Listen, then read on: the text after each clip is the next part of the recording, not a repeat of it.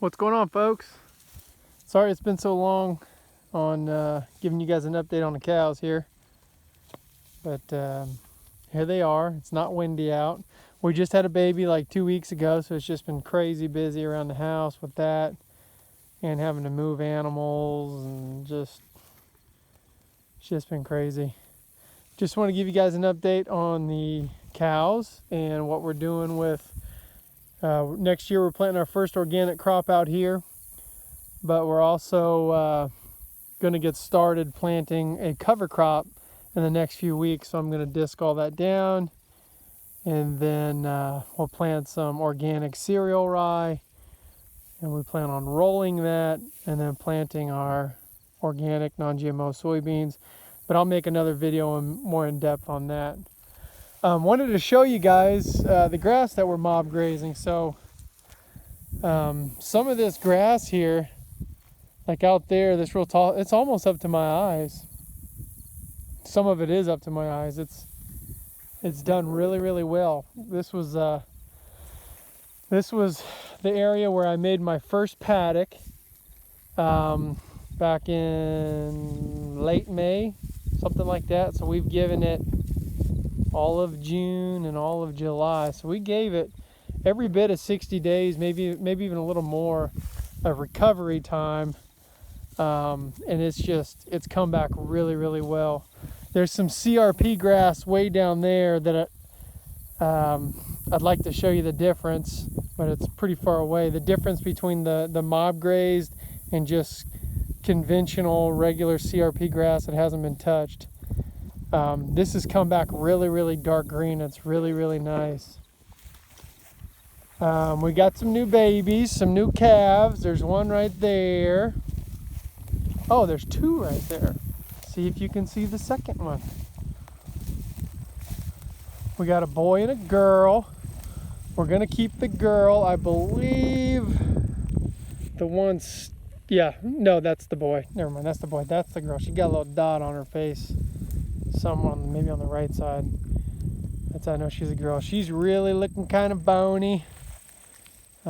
She's making a lot of milk for that calf, and it's just taking a lot out of her. She's bonier than I'd like to see.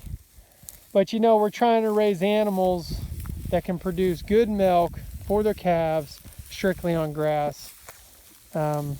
We'd like to stay away from the grain as much as possible, even though there are times we do supplement a little grain, or like if I want to get them in the corral way down there, I'll shake a bucket with some grain in there just to get them to come down. But you know, I'd really like them to do well just on grass alone.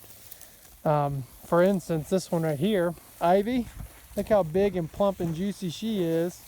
And she's still got a calf on her, and she's not suffering at all. She's looked good the whole time. So she does good at gaining weight just on grass. That one over there, having a little bit of a hard time. On the left side, you see that little pocket right there? That means she's hungry. It means she ain't full. And it's only on the left side where you see that. I don't know why she's not full. She's got ample forage. You know, I mean, she's got all this stuff around. So I don't know what's going on there. I'm not a cow expert. I just know, like for instance, you look at the bull, Walt. That's the left side. He's got really no pocket there. Maybe a smudge of one, maybe a little one. Maybe, you know, maybe it's just been hot out and they didn't want to eat. That could be too. And then you got Julie over there, big girl. Like her size, like her frame. She puts on good meat, doing well on the grass.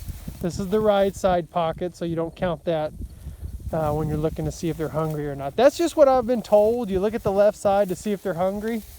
And you know, now that I think about it, it may have been too hot for them. And she's got just a little dimple, but you know, she looks good. She looks healthy. I'm anxious to see how she does when she has to make milk for a calf, if she keeps this good body size. Because the other two, they were a little bigger, and then once they started making milk for babies, it definitely, it took some energy from them. That one's got his tongue hanging out. That one has wood tongue. Took her to the vet. I guess wood tongue gets some kind of an infection in their tongue. You can kind of see a little bulge under her chin there. And it got infected. I didn't know what was going on. Took her to the vet, gave her some medicine, and she's doing better. She lost a lot of weight because I guess wood tongue, they get sores on their tongue and they don't want to eat, and then they stop eating, and then they start losing weight. And so that's what happened with her. Took her to the vet, and she's doing a lot better now. Yeah. So we've got a butcher date. We got 3 butcher dates. And we got a butcher date January 7th, February 4th, and March 4th. The male calf, which I can't tell right now if it's that one or that one, but he's going to be going March 4th. She also, is it her? Is that Taylor? No, that's Juicy. Oh no, does she got wood tongue? No, wait a minute here. Folks, she's got wood tongue too, by golly. I got to get her to the vet. That's not the one, the original one that had the wood tongue is not her. Golly, she's got it too. Well, folks, that's why she's looking so skinny. So now I got to round her up. Let me tell you, you want to know a job? A job is separating these cows and getting them all the way in there in the corral and with a calf. Oh my, that's a challenge. So we got wood tongue. We're going to have to address that ASAP. And I will ASAP. I'll show you the one that had the wood. Oh, the one that had the wood tongue. Don't know if you can see her. She's standing right there. And there's a calf over there too. Gee whiz, now we got 2 of them. Golly. Well, it's a good thing we can get her to the vet and they can take care of that. She's almost got a little bit of swelling too. I wonder if she's got it too. I guess it has something to do with bacteria in the dirt. Somehow it can cause that. Don't really know a lot about it. This is Freya. She's my nicest cow. She's a great cow. Puts on weight really well. Does good on grass. Yeah. Does really good on grass. Hopefully when she's pregnant, when she has a baby, hopefully she can maintain weight well. And I've got to get her to the vet. That's why she's so dang skinny and why she's not eating. That's why she had that sunken belly. She ain't eating because of the tongue. She almost has a little bulge right there. Just a skosh. So I'm going to keep an eye on her. But she's full. She's eating. Looking good. She's full. She's eating. Oh boy. Got to get her to the vet. You know, it's just challenging, guys, to separate. To try to get those little calves, when you try to get them in the corral way down there, they don't know what's going on. They're just like, what's going on?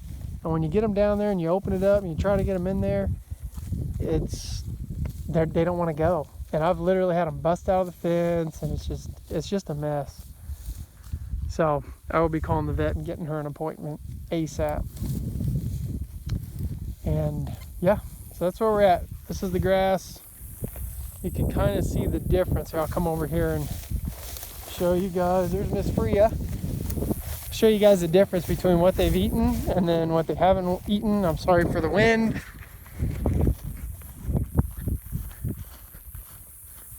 I can't really tell because it's so bright. It's hard to see in the screen, but eaten, not eaten. We'll be moving them tonight over here with some fresh stuff.